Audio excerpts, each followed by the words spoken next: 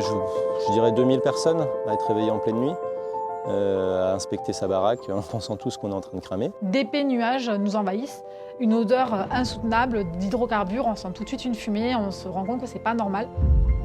Les seaux qui contenaient le combustible à l'origine des fumées sont encore au pied des arbres fruitiers.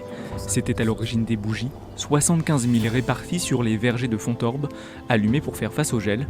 Mais la vague de gel a fait fondre les stocks et l'exploitant a dû recourir aux anciennes méthodes, paille et combustible. On est en danger de mort, réellement. Il faut qu'ils en prennent conscience parce que si je restais là, si je me levais pas le matin, si je dormais 2 heures de plus, je me réveillais peut-être jamais.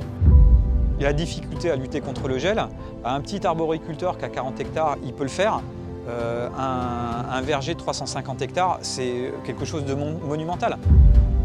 Quand on a acheté la maison, donc en janvier 2010, il y avait quelques pommiers, mais des vieux arbres aux alentours là-bas. Et le champ devant chez nous, c'était des tournesols. Ça a fait prendre conscience aux gens que finalement ces fumées, si elles les touchaient directement, ils pouvaient être touchés aussi par tous les épandages de pesticides. Et donc il faut s'imaginer des dizaines de tracteurs en train de pulvériser et en hauteur. Le gros problème qu'il y a avec tous ces épandages et toutes ces choses-là, c'est qu'il n'y a pas d'instrument de mesure. Et puis surtout, on a démontré, bien sûr, les familles, il y a des familles. Et puis il y a eu une séquence de cancers. Surprenant, 3 cancers en 8 ans.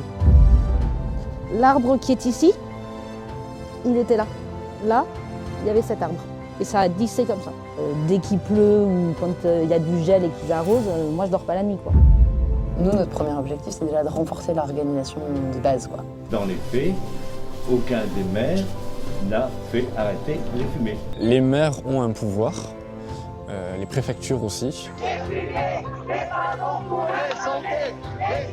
Bon, vous peut-être tous taper dans les mains, ça fera peut-être venir d'autres personnes.